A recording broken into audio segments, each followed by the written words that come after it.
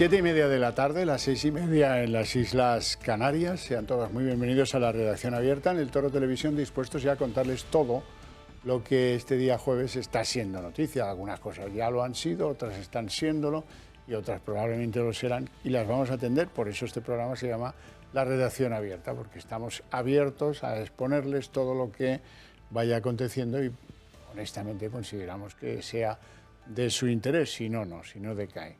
Y es unas declaraciones de Irene Montero, diciéndolo de siempre, pues no les vamos a hacer caso.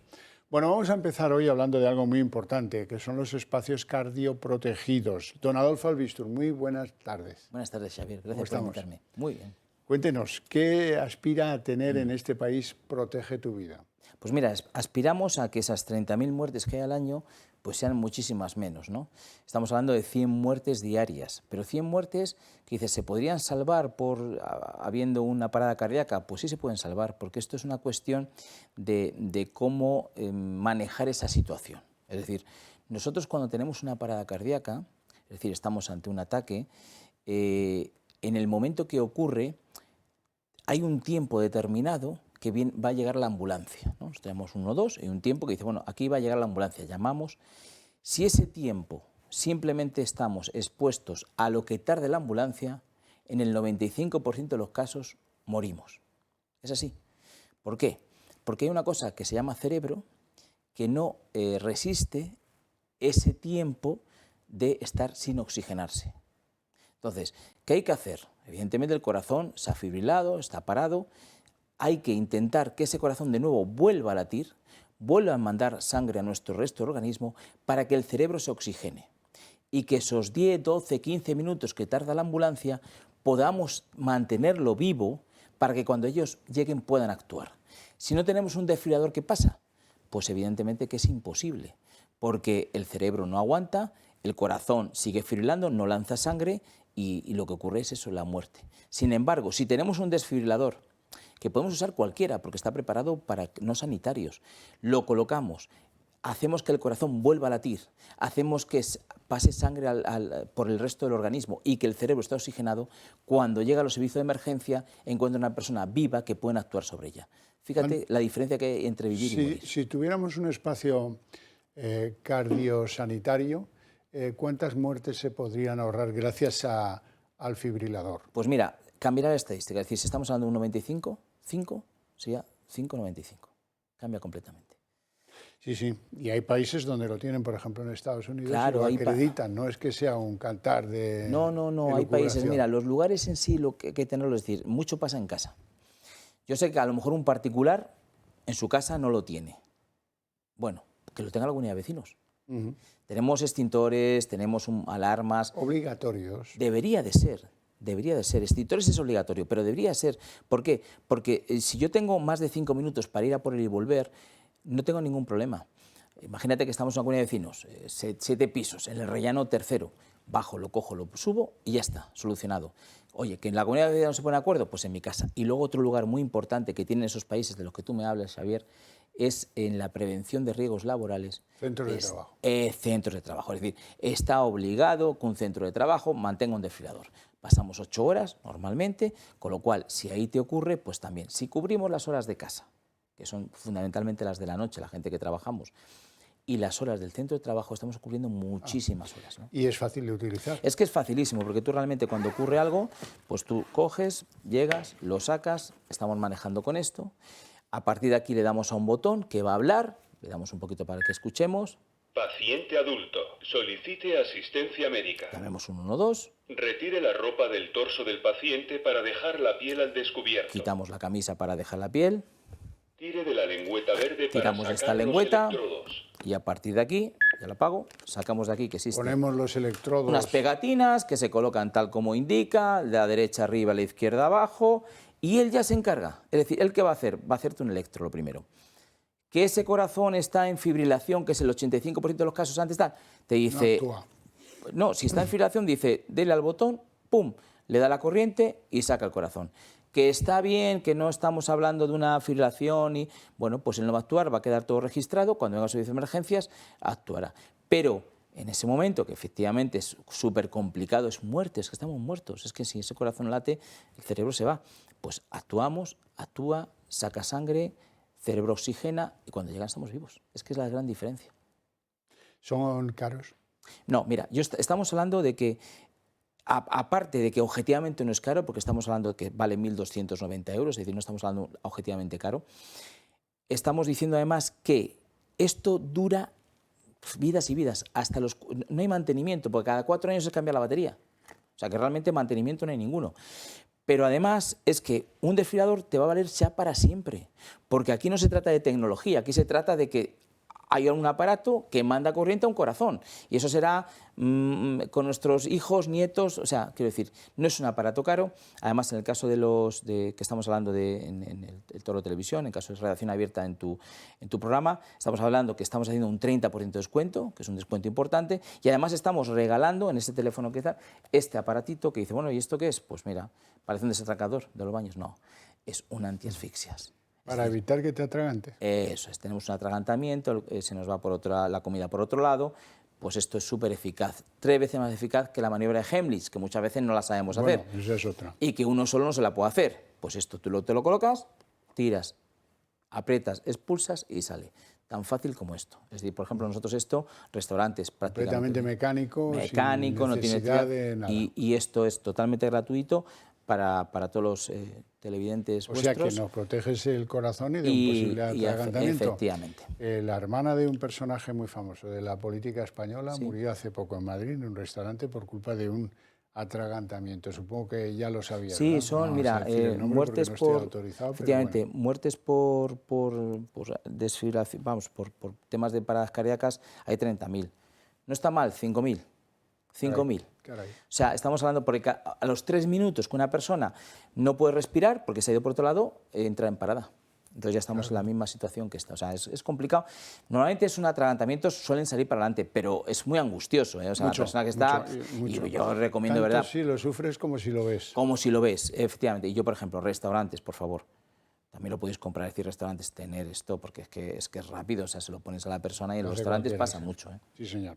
Vale. Bueno, Adolfo, nos vas a dejar sin muertes accidentales. Ojalá. Qué alegría me das. Ojalá, la verdad ojalá. es que sí. Y yo encantado. Señor. Bueno, un placer enorme tenerte en el programa. Gracias, Xavier.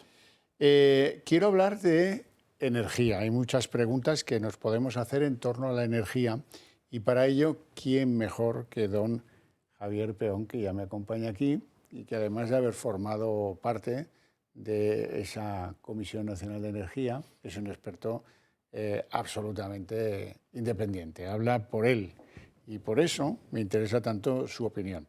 Resulta que ha pasado ya un año de la guerra de Ucrania, resulta que, contra pronóstico, los precios de la energía tienden a cierta estabilidad, ¿no? Hola, don Xavier. Sí, tienden a cierta estabilidad relativa porque lo que se está produciendo desde hace unos años en el mercado eléctrico es que hay una extraordinaria volatilidad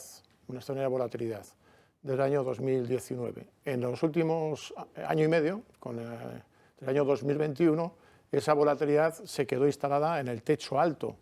Bueno, se han tomado una serie de medidas que podemos hablar respecto a su eficacia o no en cuanto al resultado que ofrece ahora el mercado, pero al reducirse la demanda de gas, al estar los almacenamientos de gas llenos, al haberse reducido también por menor consumo industrial, en definitiva baja el precio del gas en los mercados internacionales y esa bajada del precio del gas, junto con una benigna climatología, está ayudando a que ahora el gas esté en unos precios del entorno de los 50 euros megavatio hora, que siendo caro respecto al año 2019-2018, pues es un precio muy razonable teniendo en cuenta los que teníamos hace pocos meses, ¿no? O sea que es verdad que el gas está bastante caro, pero sobre todo estamos más tranquilos sobre la posible pérdida de suministro, que nos quedemos sin electricidad. ¿Te acuerdas? Estábamos hablando hace tan solo 3 meses de que a lo mejor había un apagón y nos quedábamos medio oscuras en Europa. Los expertos del sector gasista, desde luego, vaticinan que el problema va a venir el invierno que viene. Es decir, este invierno se ha podido cubrir los almacenamientos, pero con el repunte de la demanda en el sudeste asiático, la superación de China del problema que ha tenido también de nuevo con el rebrote de la pandemia de COVID, de nuevo la demanda va a tirar y la medida que estamos incluso poniendo restricciones, obviamente, a la importación de gas ruso por gas natural licuado, pues esos buques pueden desviarse hacia otros mercados, ¿no? Entonces eso va a tensionar el precio al alza y puede dar lugar que en algunos países de la Unión Europea que efectivamente se produzcan problemas de suministro, ¿no? Hoy, por cierto, don Javier Peón, resulta que Alberto Núñez Feijóo criticaba el aumento de la compra que España hace de gas ruso, que creo que está en torno al 25%. Vamos a escucharlo. Estamos consumiendo más gas que nunca y además lo que es lamentable es que nos hayamos convertido en uno de los países que importa más gas a Rusia y, en consecuencia, estamos financiando de forma indirecta el conflicto entre Rusia, la guerra, la invasión ilegal de Rusia en Ucrania. Pues sí, tiene razón. Por un lado, estamos favoreciendo el dinero que fluya y que llegue a Rusia para que con él, entre otras cosas, se atiendan las necesidades bélicas de ese país, y por otro lado estamos mandando tanques, lo cual no deja de ser una cierta contradicción dentro del mismo gobierno. Pues así es que esa es una de las consecuencias de algunas de las medidas que se toman, ¿no? Que se dice que son positivas en un aspecto, pero se olvidan los aspectos negativos, que a veces son mayores, ¿no? La Agencia Internacional de la Energía, por ejemplo, ha estimado que la famosa sección ibérica en España ha incrementado el consumo de gas para generación eléctrica en España en un 25%.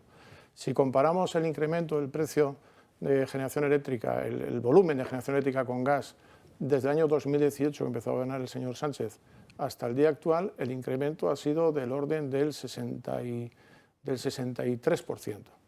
Del año 2021 al 2022, del orden del 50%. Mientras tanto, la caída del carbón para generar energía eléctrica ha sido de un 80%.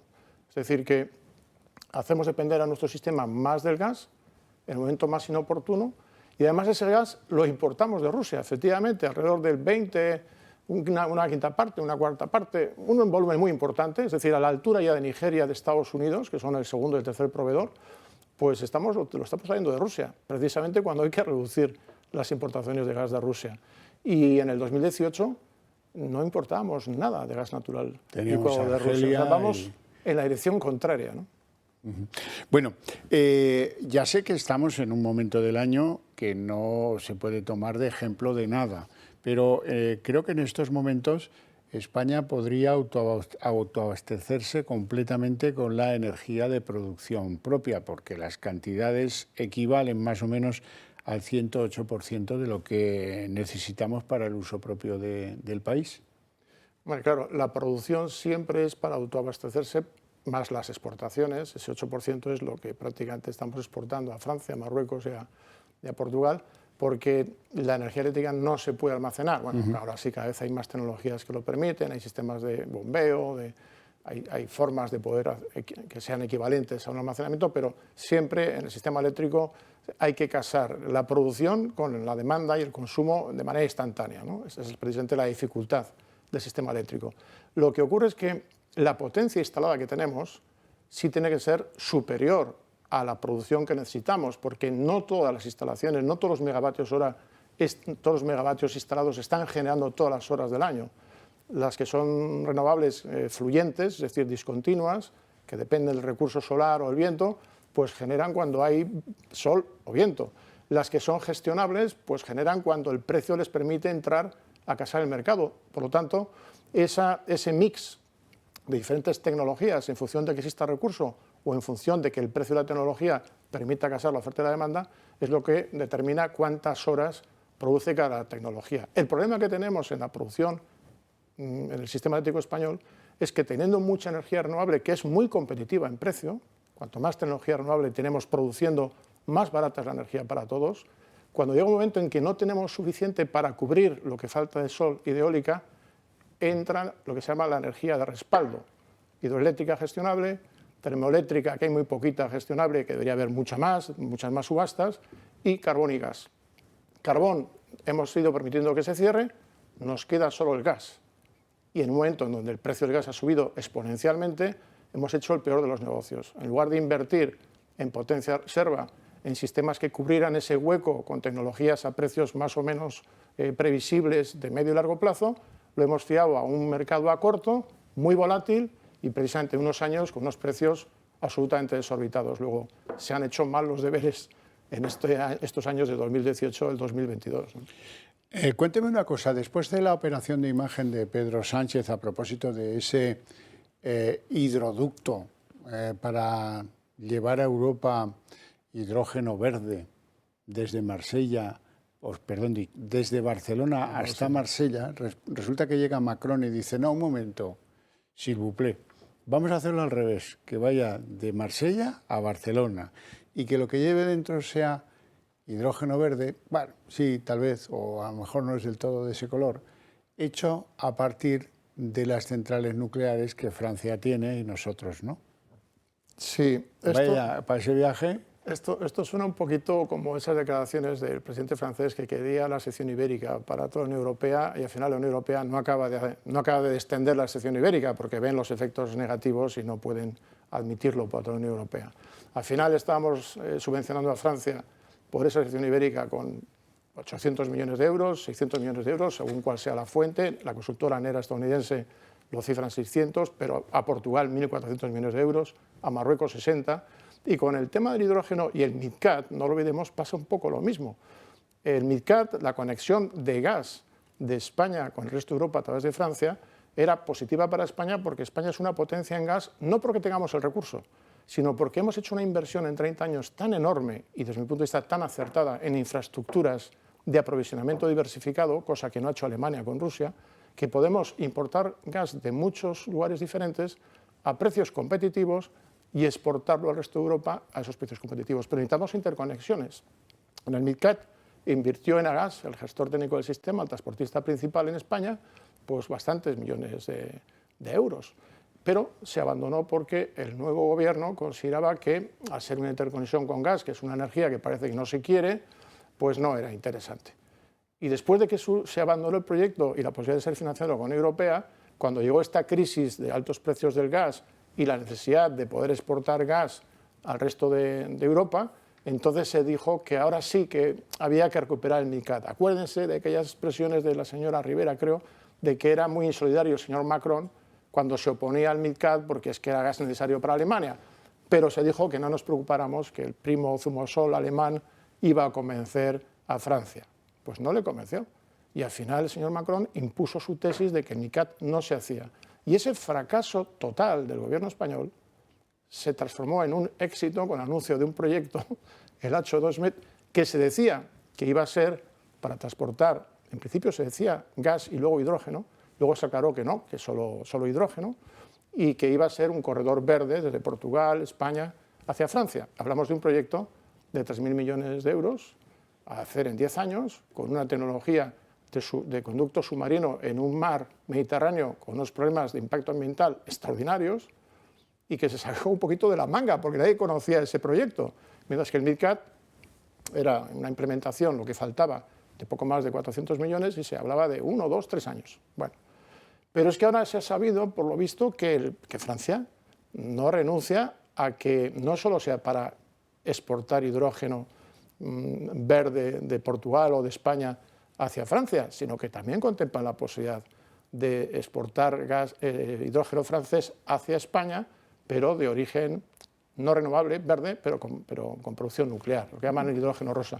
Claro, aquí además se da una circunstancia, y es que el gobierno francés también pide sus excepciones, como la sección ibérica española. Por ejemplo, pretende que el criterio de adicionalidad que se exige al hidrógeno español para que sea verde, no se exija al hidrógeno nuclear francés. El criterio de adicionalidad significa que para que pueda considerarse verde un hidrógeno producido con energía renovable, tiene que ser nueva potencia renovable instalada, no vale la que ya tenemos. Entonces, claro, ese tipo de ventajas al final puede hacer más competitivo al hidrógeno francés por regulación que al hidrógeno español. Y otro problema, si invertimos en un transporte de hidrógeno hacia Europa, cuando tenemos al sur competidores muy potentes que no tienen regulaciones ambientales tan estrictas como nosotros, y no invertimos en producir el hidrógeno primero, puede al final ocurrir que incluso nos convertamos en un lugar de paso de hidrógeno de otros. Sinceramente, yo creo que ese anuncio que se hizo para tapar el fracaso del MidCat, quizás habría que repensarlo un poco, ¿no? Bueno, don Javier Peón, hay un montón de asociaciones patronales eléctricas de diferente tono que se han puesto de acuerdo todas en enviar un escrito a Bruselas diciéndoles que no les gustan nada pues los planes que tiene el gobierno español para cambiar el mercado mayorista. ¿Eso puede tener alguna trascendencia? Y le uno a la pregunta, ¿están los eléctricos en qué fase del descontento con respecto al impuesto que les han metido? Bueno, realmente el Gobierno se ha caracterizado en estos años por hacer reformas en un sector que es complejo, con interacciones muy sutiles de unos sectores con otros, por hacerlas por Real Decreto Ley, con uso y abuso del Real Decreto Ley, que no permite enmiendas, sin contar con el sector ni con los expertos y con constantes rectificaciones y prórrogas. Lo que ahora se presenta como una propuesta de reforma a la Unión Europea contempla tres cuestiones fundamentalmente.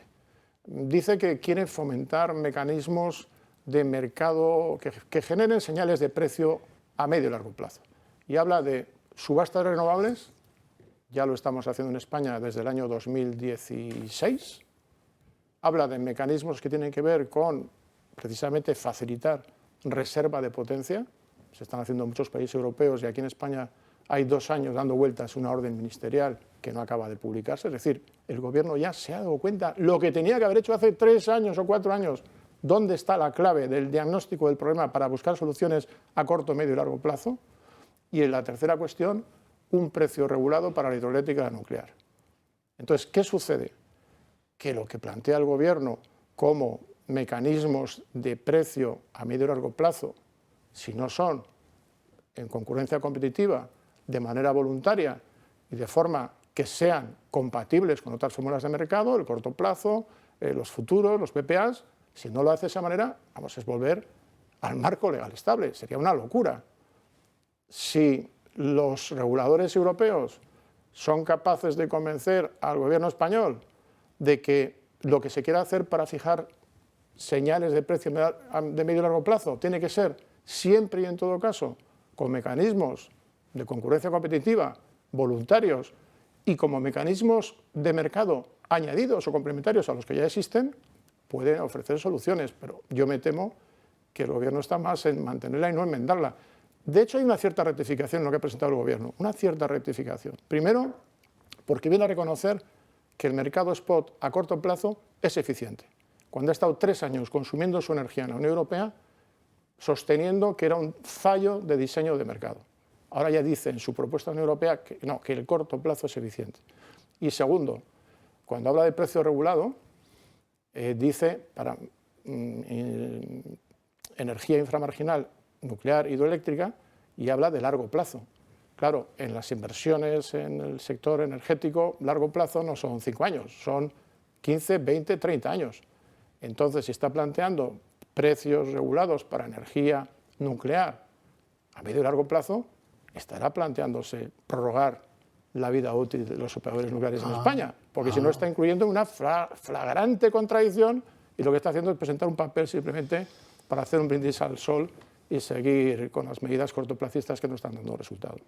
Bueno, hoy hemos escuchado a la ministra de Transición Ecológica, Teresa Rivera, defender una vez más el impuesto a las energéticas.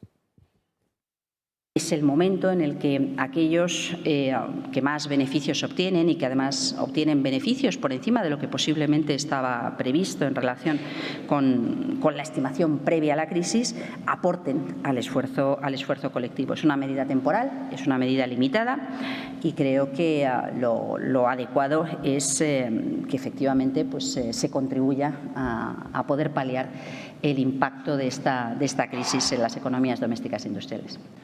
¿Qué te parece?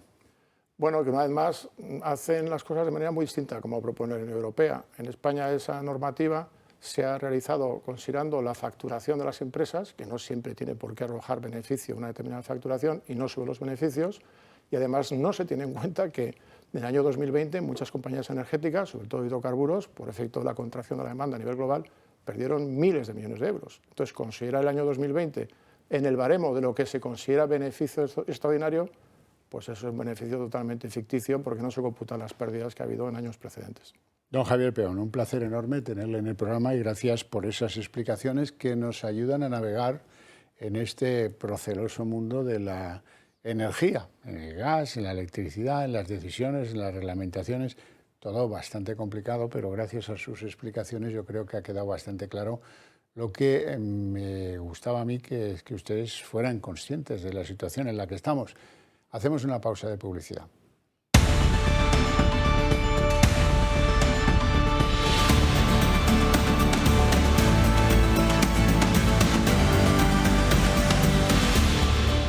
Bueno, como esto es la redacción abierta y esto acaba de producirse, parece ser que esta tarde ha quedado cerrada la compra por parte de Iberia de Air Europa con la familia Hidalgo, ya saben. Así es que Iberia crece y Air Europa queda en manos del holding IAG, del holding propietario también de la compañía Iberia y de Vueling. En fin, bueno, yo les tengo que hablar a estas horas, siempre les hablo de la conveniencia mutua de que ustedes se acerquen al Club de Amigos del Toro Televisión, que se conviertan en uno más de nuestra familia, generosa familia, con muchos hermanos, en una prole cada vez más grande. Queremos que crezca esa prole, queremos ser más, cada día más los comprometidos, porque ustedes ya lo saben, que necesitan un medio de comunicación que defienda eso que ustedes piensan, creen, esas ideas que tenemos sobre España, sobre la sociedad española, sobre la familia, etcétera, etcétera. Así es que reconsidérenlo, vénganse al Club de Amigos del Toro Televisión, colaboren con nosotros, no les pedimos más que una pequeñísima suscripción para continuar creciendo y para defender mejor eso que creemos y que defenderemos como sea ustedes y nosotros. Hagámoslo juntos, que a lo mejor es la mejor manera de hacerlo, entiendo yo. Y además en el Club de Amigos siempre están pendientes de los detalles. Seguramente ustedes tendrán que hacer algún regalo y hay unos relojes, en este caso son manuales, pueden elegir entre el modelo de hombre o el de mujer, los están viendo en pantalla, tienen caja de acero inoxidable, pulsera de silicona, cristal mineral recubierto de zafiro, dial luminiscente para poder verlo en la oscuridad y además tiene diferentes funciones para ver el mes y el día de la semana y además estos dos modelos son sumergibles hasta los 100 metros. Tienen ambos garantía de 2 años. Si tiene algún interés usted en adquirir alguno de estos relojes, no se lo piense porque son ediciones limitadas, así es que llamen al Club de Amigos. Bueno, yo ayer estuve pacientemente, debo decirlo, bastante horripilado viendo en lo que se ha convertido la sesión de control al gobierno, que más bien parece la sesión de control a la oposición. Y me pareció que el compromiso con la verdad de muchos miembros del Ejecutivo era lamentable. Y pensando, algo tendríamos que hacer nosotros. Tampoco vamos a dejar que los políticos de la oposición estén ahí solos, que a veces les insultan, a veces les tratan de insidiar con cuestiones personales, algunas veces les dicen, es que usted me suena de las películas de blanco y negro, cosas por el estilo, completamente infundadas. Así es que hoy le hemos pedido, que queríamos hablar de desempleo juvenil y de su diferencia de desencuentro, o por decirlo más claramente, las falsedades que le dijo la ministra del ramo, Yolanda Díaz. Me refiero a la diputada de Vox, Inés Cañizares, que además es la portavoz adjunta del Grupo Parlamentario de Vox. Muy buenas tardes y encantado de tenerla en el programa. Hola, muy buenas tardes, Javier. ¿Qué tal? Encantada de estar con vosotros y poder resolver estas dudas. Esa duda, acláreme esa duda. Es que es monumental la diferencia entre lo que usted le documentó, le contó con decimales, ¿verdad? Y lo que ella está dispuesta a admitir improvisando. Y eso no se ajusta a la verdad. Bueno, yo más que improvisar diría que trae el discurso aprendido, un discurso que probablemente le escriban en el ministerio y de manera torticera lo que hace es falsear los datos porque precisamente yo le pregunté sobre el paro juvenil, la tasa de paro juvenil cuando ella llegó al gobierno. Es decir, estamos hablando de enero de 2020, por tanto, los datos publicados cuando ella llegó al gobierno son del cuarto trimestre de 2019. Estos datos están publicados por el Instituto Nacional de Estadística, del que de momento nos seguimos fiando, ¿no? Porque nosotros, además, al margen de que este gobierno asalte las instituciones, nosotros consideramos y creemos que efectivamente los funcionarios hacen bien su trabajo. Bien, pues voy al grano. Resulta que yo le pregunto sobre esta tasa de paro en relación al momento en el que ella llega al gobierno y me adelanto y le digo que efectivamente, para que no manipule los datos, le pongo de manifiesto cuál era esa tasa de paro, que concretamente era el 30,51%, como digo, extraída directamente del Instituto Nacional de Estadística. Y la tasa de paro que tenemos a 31 de diciembre de 2022, cuarto trimestre de 2022, se sitúa en el triste 29,26%, es decir, que desde que ella llega al Gobierno hasta el momento actual, esa tasa de paro se ha reducido escuetamente en el 1,25%.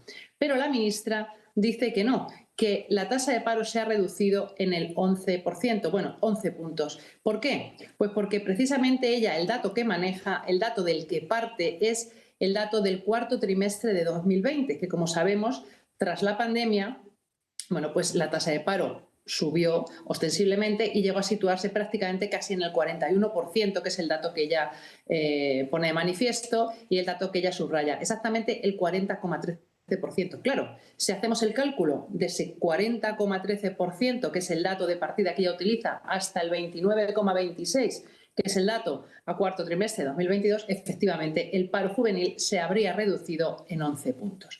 Pero es que este discurso que ella trajo al Congreso ayer también lo llevó al Senado la semana anterior y vino a decir prácticamente lo mismo, utilizando esas mismas cifras y esos datos falseados. Y yo creo que efectivamente los españoles no se pueden permitir tener una ministra que lo que haga es retorcer las cifras y manejarlas a su antojo para, de alguna manera, colgarse medallas y manifestar que ella es de alguna forma, la que genera los puestos de trabajo y la artífice, ¿no?, de esa reducción del desempleo, cuando realmente es mentira.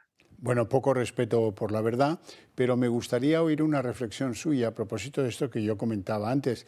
Da la sensación de que de la sesión de control al Gobierno, que era un formato muy claro, no ha tenido discusión durante la democracia, hasta que llega este Gobierno y lo convierte en una especie de sesión de tortura a la oposición, en la que hay invectivas, hay insultos.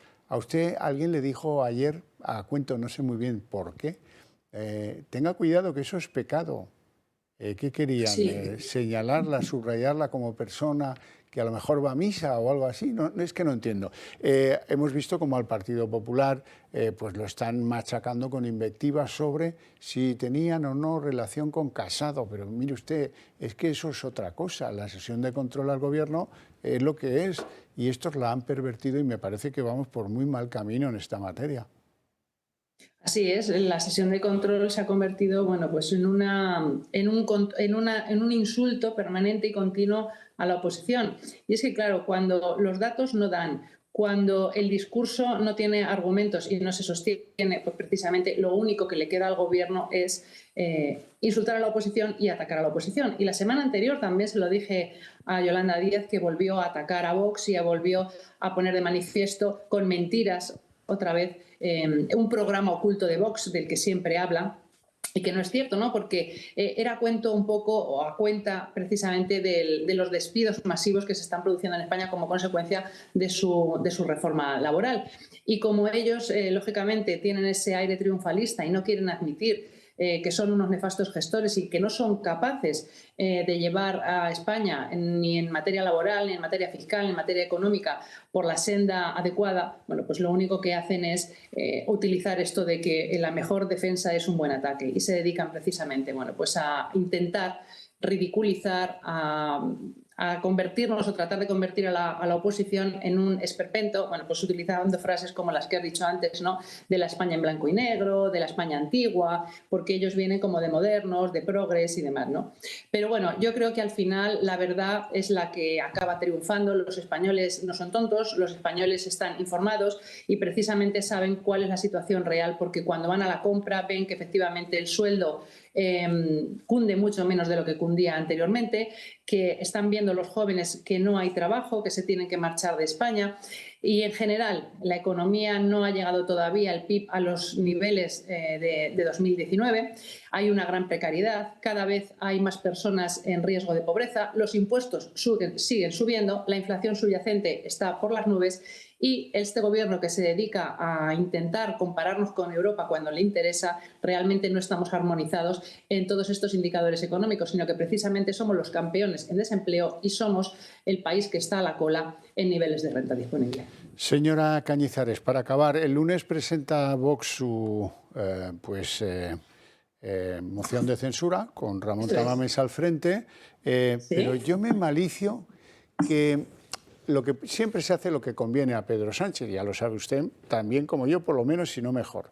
Ahora bien, yo me malicio que a lo mejor esto se bloquea en la mesa unas semanitas, ya sabe usted que luego se le pone el sello, entonces tienen 5 días para decir, en esos 5 días se tiene que poner la discusión de esa moción de censura, y yo tengo la idea, debo ser muy mal pensado, porque tengo la idea clara de que esto lo van a poner para tapar el desencuentro que va a haber el 8M, el Día de la Mujer.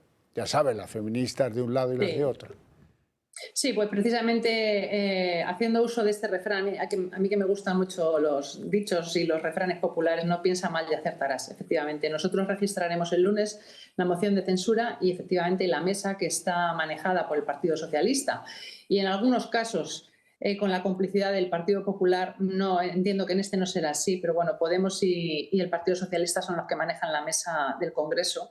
Desafortunadamente para los españoles, pues decidirán cuándo y cómo se va a desarrollar esta moción de censura. Pero bueno, nosotros estaremos atentos y estaremos pendientes para que se produzca lo antes posible, porque yo creo que los españoles no pueden aguantar ni un minuto más con este gobierno al frente de España, y es necesario desalojar a Pedro Sánchez de la Moncloa de inmediato.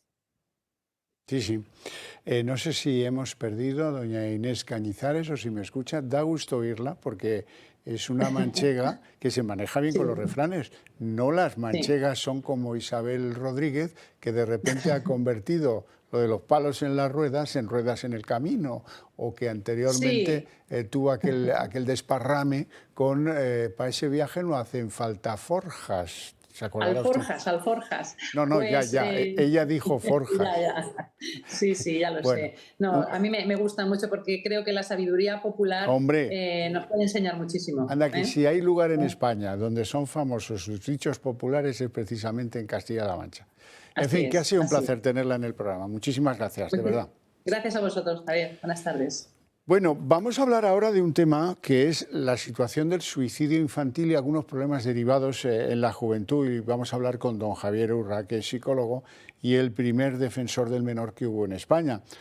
Don Javier, me gustaría conocer su opinión sobre el caso de Sallent, en Barcelona. Lo conocimos ayer, 2 niñas gemelas de 12 años se arrojaron por el balcón de su casa. Una ha fallecido, la otra está en estado crítico. Y, por cierto, tengo entendido que una de las dos había pedido ser tratada como chico. Bueno, Javier, claro que nos horripila pensar que haya niños que se quitan la vida.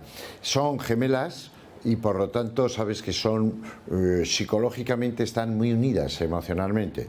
Ha fallecido una y la otra, si salva la vida, tendrá un estrés postraumático incalculable por el acto violento de precipitarse y porque ha muerto su hermana. Es verdad que han dejado 2 escritos, por lo tanto, en el ámbito judicial, los Mossos lo transmitirán y sabremos cuál es el dolor de por qué se desvincularon con la vida. Si era acoso escolar, si eran problemas en el hogar, si eran problemas de disforia de género y cómo lo han planteado y ejecutado poniendo pues unas sillas para poder saltar. Este tema es muy preocupante porque aquí, donde estoy hoy, en el Hospital de Día Retiro, el otro día teníamos a 30 psiquiatras, jefes de servicio de toda Madrid, estaba Celso Arango y muy buenos amigos, y con todos los psiquiatras hablaba del problema que estamos teniendo con el suicidio infanto-juvenil, que se ha multiplicado por 8. La mayor causa, sin duda, es el acoso escolar, pero también hay niños, Javier, que no tienen apego a la vida, que no tienen vínculo, que te dicen, y en mi centro en Brea de Tajo nos ocurre, en el centro terapéutico residencial, no tengo ilusión por vivir, no me quiero nada. Entonces esto se ha convertido, lo digo con todo el respeto del mundo, en una moda, lo transmiten unas niñas a otras, otros chicos a otros, y no solo se autolesionan, sino que algunos acaban con su vida. Y es aquello que decía Víctor Frank, la pérdida del sentido de la vida, de la existencia. Es como si hubiéramos dedicado mucho esfuerzo a la empresa, al trabajo y poco a gustar de la vida. Tenemos que educar a los niños de otra manera porque nos está desbordando a los psicólogos clínicos y a los psiquiatras esta realidad de niños con conductas autolíticas. Volviendo al caso de las gemelas, dicen los padres que se trata de bullying escolar. La policía catalana dice que no, que de eso no hay nada y se han puesto a escudriñar la vida y milagros de esta familia. Un asunto difícil. ¿Cómo lo ve usted?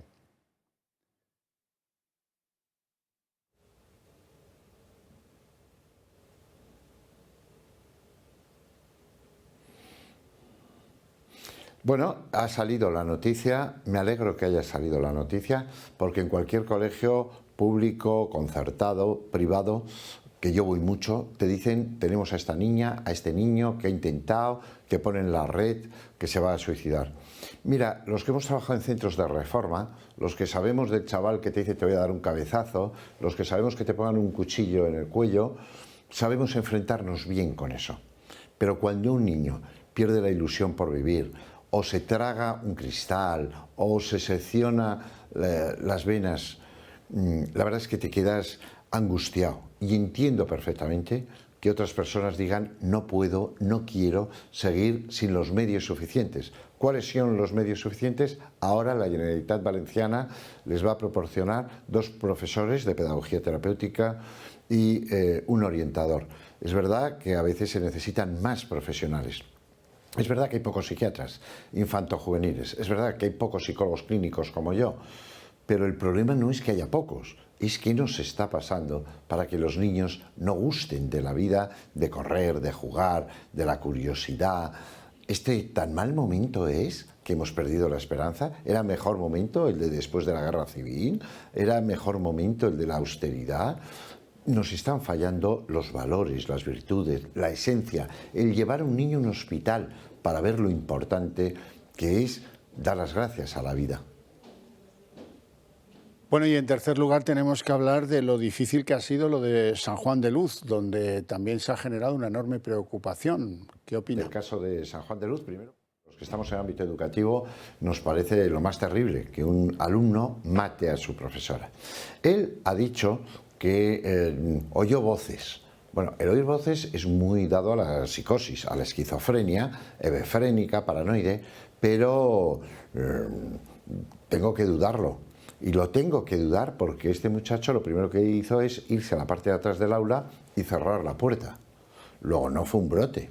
Segundo, se volvió a su pupitre y cogió, no sé si un cuchillo o un arma con el que le asestó 2 puñaladas y mató a la profesora. Luego llevó el arma. Esto suena a tener algo perfectamente premeditado.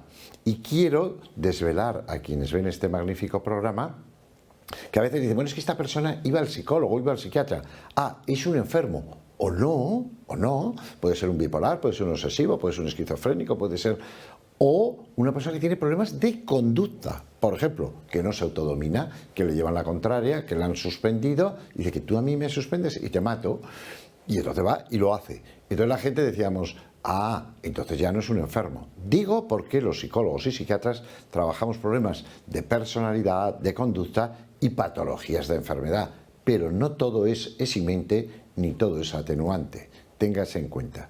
No nos deja usted más tranquilos, pero sí mucho mejor informados. Don Javier Urra, le agradezco mucho esos minutos y hasta muy pronto.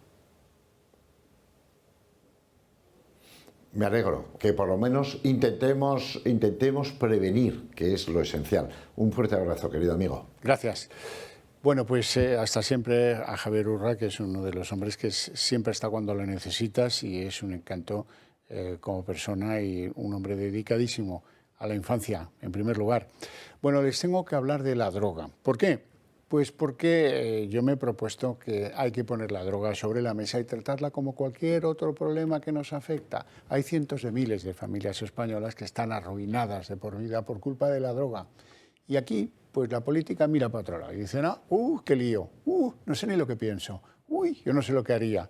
Y dejan hacer, y dejan hacer, y dejan hacer. Y la droga es como un cáncer que devora a esta sociedad, que compra agentes del orden, que compra agentes de la justicia, que compra personas que deciden, pues mire, en lugar de estar en el paro, muevo fardos de droga.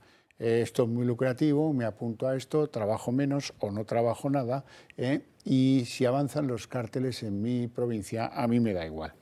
Hay provincias en España que están a un tris de convertirse en Sinaloa, donde manda el cártel, no manda la Policía Federal de México. Aquí pronto no va a pasar igual. Y quiero que sean conscientes de que esto está igual de extendido por todos los lugares de España. Les doy noticia cierta de una operación policíaca que se llama Operación Macadamia y que ha arrojado la detención de 20 personas. ¿Y a propósito de qué? Bueno, les han intervenido 2 toneladas de hachís. Parece que la tenían en España dispuesta a ser enviada a Francia y a Italia. Bueno, pues nada, una cosa más de estas 2 toneladas de hachís, pues como si nada, ¿verdad? Y de ahí nos vamos al famoso barrio de las 3.000 viviendas, donde también ha caído una organización que se dedicaba al tráfico de cocaína y de heroína. Bueno, pues no sé, esto no tiene ningún distingo. Todas las provincias tienen operaciones de estas prácticamente a diario. Ahora, insisto, el mundo de la política, que es el que tiene que cambiar las legislaciones, el que tiene que hacer que esto no sea un paraíso del narcotráfico, pues se tiene que tomar este asunto como uno profesional en el que hay que trabajar.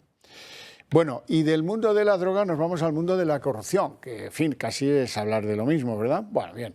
En Cantabria están horripilados, nunca habían dado un susto, nunca había pasado nada aparentemente o que se supiera de corrupción en Cantabria.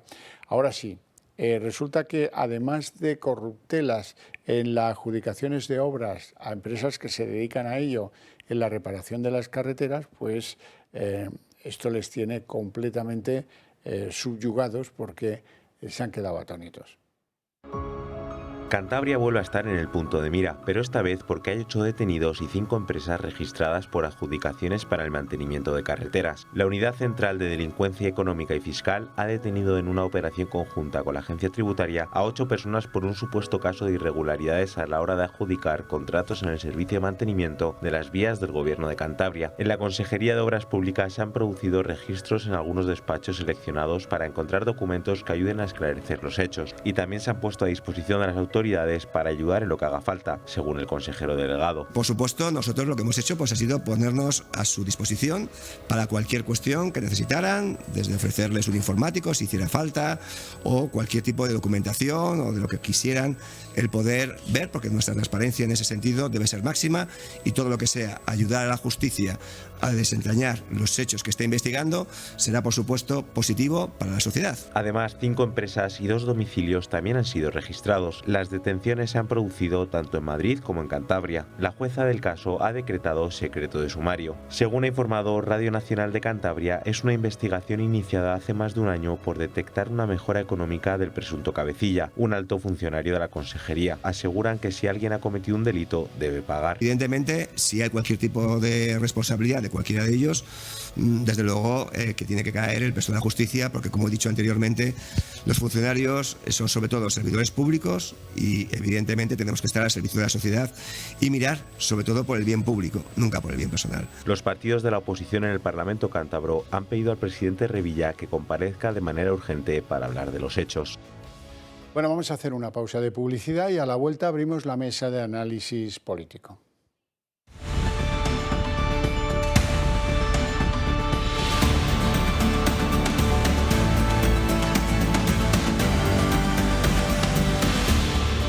Bueno, pasan 22 jóvenes minutos de las 8 de la tarde, momento en el que abrimos la mesa de análisis político, y lo hacemos en compañía de don Juan Carlos Bermejo, economista, empresario y verso suelto, cada vez más suelto, de Ciudadanos. Yo no desaprovecho una. Bueno, no me deje un flanco que lo aprovecho enseguida. Sí, el otro día estuvo muy bien con la bandera Inés Arrimada, tengo que decirle. Sí, sí. Luego me va a preguntar usted que vamos a votar en la moción de censura. No, señor, no, señor. ¿Seguro? No, señor, no, señor. Bueno. Señor. No, señor, no presuma usted cosas y maldades que yo no he proferido. Don Miguel Ángel Ferrero, ¿cómo estamos? Pues muy bien, penalista, encantado. Analista político, expolítico, bueno, hombre, es que... y asiduo de este programa. Mejor mesa no se puede tener, ni mejores personas tampoco. Vamos a lo que vamos. Sánchez en Kiev, parece un capítulo de Tintín, pero no, es la segunda visita que hace. Ayer se quiso mantener en un secretismo tremendo el día que iba a ir, y hoy ha ido en avión, en el Falcon, claro, hasta Polonia, 100 kilómetros de la frontera con Ucrania, y luego en tren hasta Kiev. Son impresionantes estas escenas en las que baja del tren y le saluda a este. ¿Saben quién es este? No, ¿verdad? Marotowski, el de la moto. Maroto, el de la moto en Ucrania, ni más ni menos, o sea, un perfecto desconocido.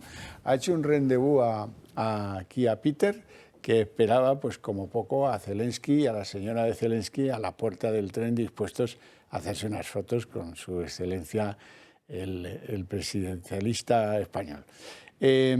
Vale, ¿y se ha visto con Zelensky? Sí. Incluso ha mantenido una rueda de prensa con él o algo parecido a eso, ha visitado Bucha, ha hecho un turismo fantástico. Bueno, ahí está con Zelensky. A este sí que le conocen, ¿verdad? Sí, pero este no se ha movido del Palacio Presidencial. En fin, lo normal. Lo mismo que cuando estuvo Biden, que por eso nos acordamos hace muy pocos días. Lo más sorprendente de lo que ha traído la visita del presidente español a Ucrania, a Kiev, a su capital, y el encuentro con Zelensky, es que ha revelado la escasa firmeza en las decisiones de su gobierno. Ayer decía la ministra de Defensa que íbamos a enviar 6 tanques, 6 que estaban tratando de montar en Sevilla, que habían salido de los archivos del tanque de Zaragoza, pero mandábamos 6. Hoy se conoce que alguien le ha dicho, pero vaya porquería lo que ustedes mandan, ¿no? El caso es que hoy Sánchez ha elevado el número de tanques a 10. Ya veremos qué pasa dentro de unos días, los mandamos todos. Escuchamos a Sánchez con el aumento a 10 tanques. Vamos a enviar 6 Leopard 2 A4. Nuestra intención es durante las próximas semanas y meses ver si podemos escalar a un total de 10, es decir, pasar de 6 a 10 y evidentemente también ayudar a los soldados ucranianos a formarse en el uso y en el manejo de estos tanques Leopard. Aquí da la sensación de que esto es como los mecánicos en La Habana. De 2 coches hacen uno, o de 2 tanques o de 3 tanques hacen uno, no sé. Pero desde luego mucha firmeza en el criterio de la contribución española a la guerra de Ucrania no parece que haya, ¿no? Bermejo. Postureo, porque si es que tampoco les podemos dar mucho, porque donde no hay, pues ya me contará usted. De darles algo a esta gente, que yo desde luego no se lo daría, pues munición. Yo creo que munición es lo que más les hace falta, ¿no? Balas de estas de obuses, de artillería y todo eso, porque mandar 6 tanques, pues eso es como, no sé, es que eso no sirve para nada.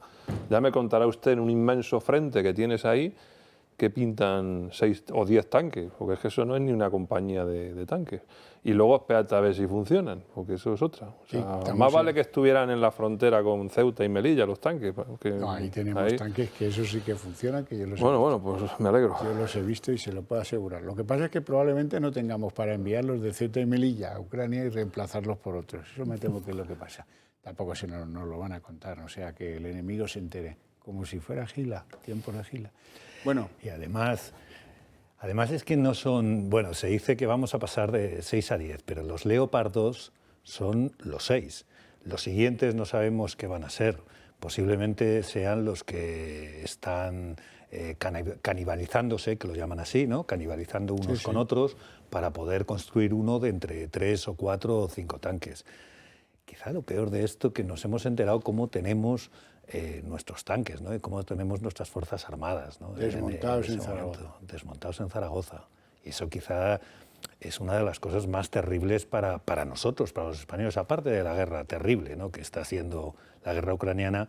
Esto es comestible interno, esto es para nosotros. Tenemos la situación de las Fuerzas Armadas francamente mejorable, la podríamos mejorar bastante más. Desde luego. Y además con un vicio característico de este gobierno, sean los fondos europeos, luego hablaremos de ellos, sea lo que quieran ustedes, siempre el problema es el mismo, la falta de transparencia. Hoy hay un centro de pensamiento, esto que se llama un think tank alemán, que se ha entretenido en hacer pues un ranking serio y formal de cuáles son los países que más están ayudando a Ucrania. Y en eso salimos muy mal parados porque, como decía aquí el señor Bermejo, mandamos mucha munición y pocos instrumentos de los que cuestan bastante dinero. Salimos, creo que de 35 países en el número 22, pero luego está, amigos, el ranking de la transparencia, de lo que se sabe de lo que cada país envía. Y ahí estamos de los últimos de los últimos. Vean.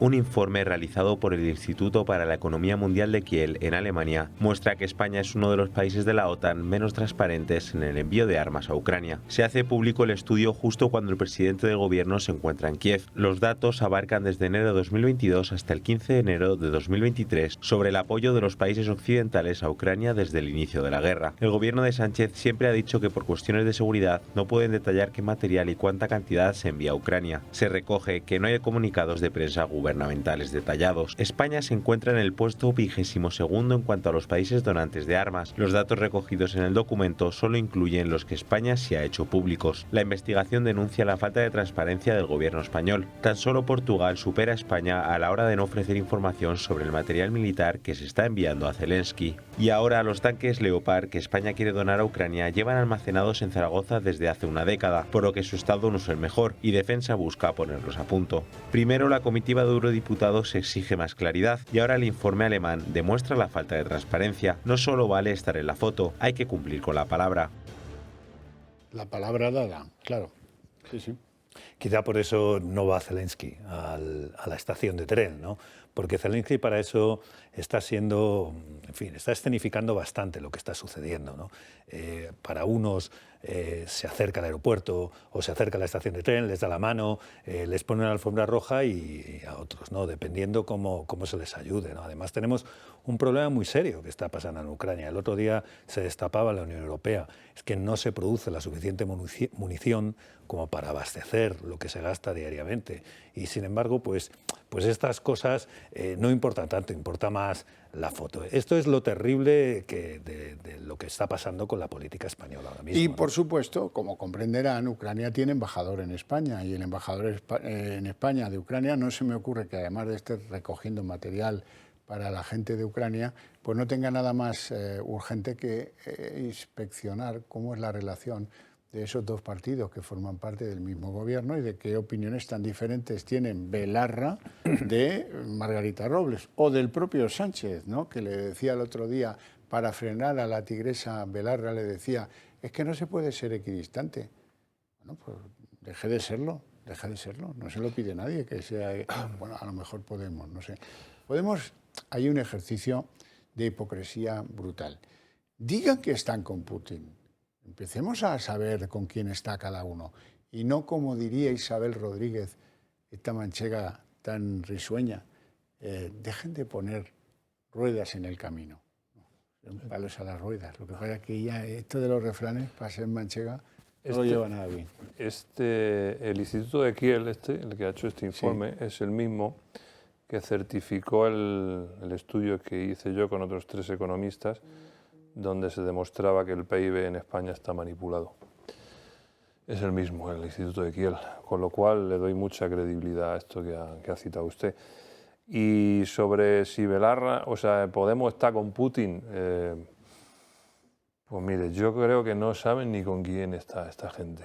Simplemente pues, son analfabetos funcionales y ya está, nada más. La verdad es que, fíjate, yo coincido en esto, ¿no? En que yo tampoco lo sé con quién está realmente Podemos, ¿no? Pero en general, últimamente es que no sé lo que se llamaba hasta hace poco la izquierda en este país, tampoco lo tengo muy claro, ¿no? Porque ahora ser de izquierdas es apoyar la ley trans o apoyar leyes de bienestar animal, ¿no? o leyes estas, las leyes del solo sí es sí. O sea, esto es ser de izquierdas, ¿no? Entonces, yo recuerdo que hace 50 años, hace 40, hace 30, eran otras connotaciones. Pero como en España, siempre lo decimos, como es un país de trincheras partidarias, ni siquiera políticas, pues entonces si alguien dice que esto es ser de izquierdas, pues eso es ser de izquierdas, ¿no? Y ya está, ¿no? No hace falta explicar nada ni mucho más allá. Yo creo que Podemos en este caso no sabe muy bien dónde está, lo que sí que sabe es que está en contra de Occidente. Bueno. Está en contra de todas las políticas de todos nuestros aliados, de cualquier aliado que tengamos. Claro, es como el suicidio permanente, ¿no? Intentarte clavar a ti mismo una navaja permanentemente, como la ley trans contra las leyes feministas. Es como volver a la casilla de salida, o sea, hago un montón de leyes para volver otra vez al inicio, ¿no? Por cierto, más o menos. Ya pues usted los dientes largos, porque hablaba de la ley del solo sí es sí. Yo estoy comprometido, sé que esto amarga mucho en Moncloa y yo lo voy a seguir practicando porque lo mío es amargarle las tardes a los señores asesores de Pedro Sánchez.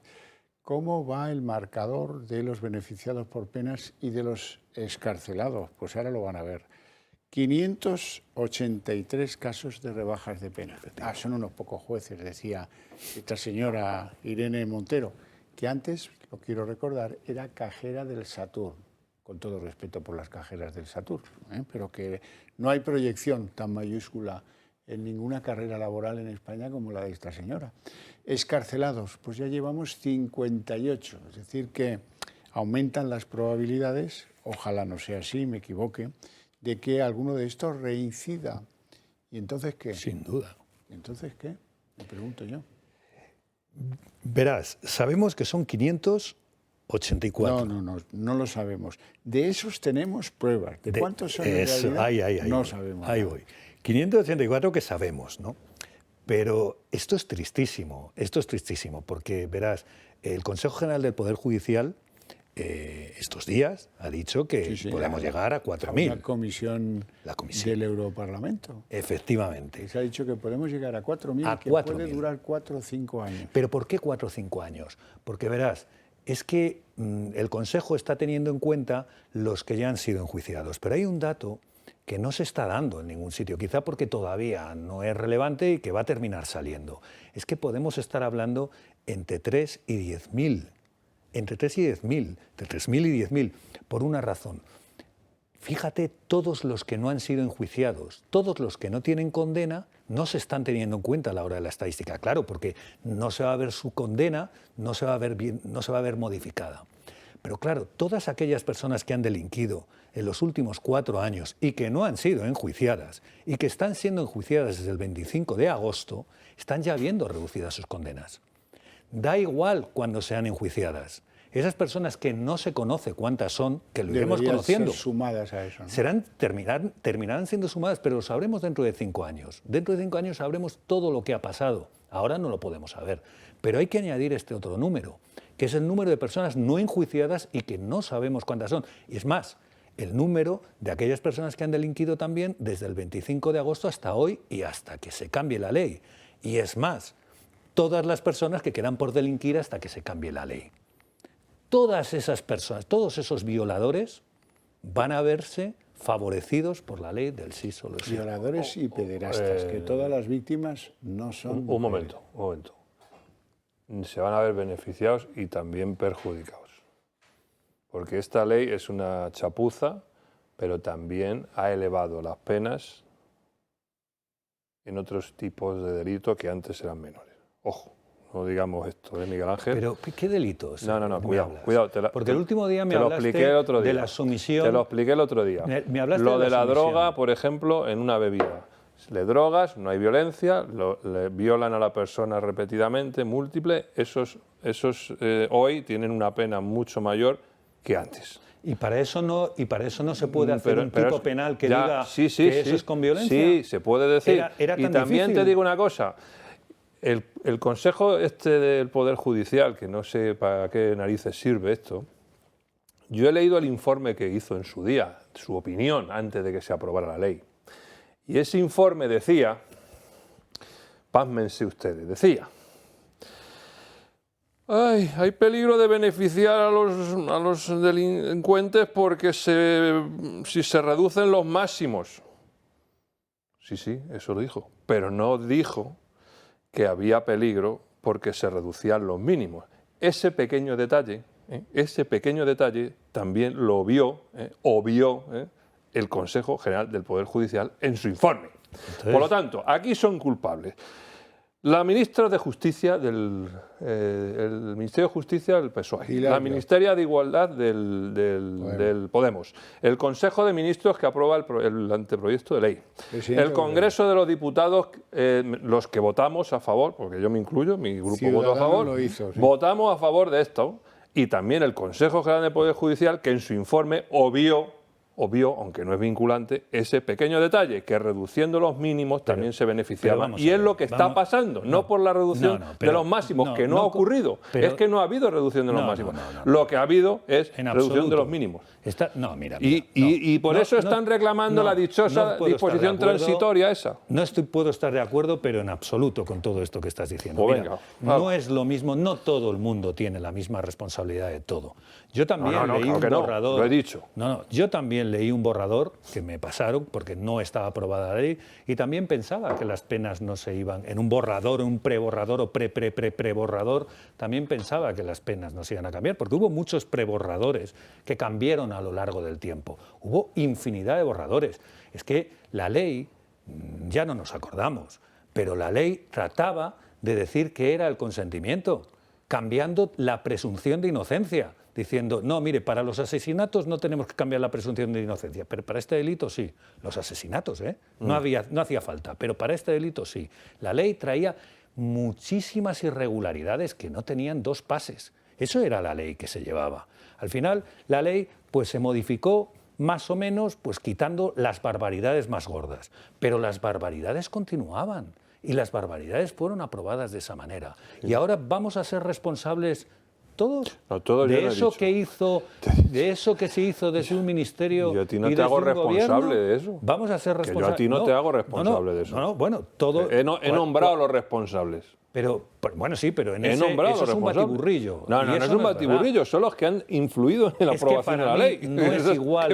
Para mí no es igual hacer la ley que un ciudadano que piensa de cierta manera. No es igual hacer la ley que un diputado que votó de buena fe. Fíjate lo que te digo. Que a lo mejor no se la leyó como el Mundo Val. Bueno. Bueno, el mundo yo creo que sí se la leyó. Lo que pasa es que otros no. Pero ¿qué pasa? Que es que se puede tocar...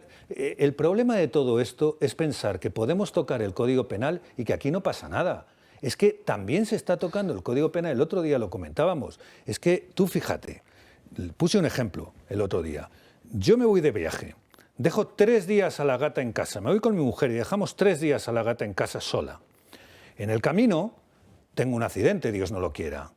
Y desgraciadamente mato a una persona sin querer, lo hago sin querer, por imprudencia leve.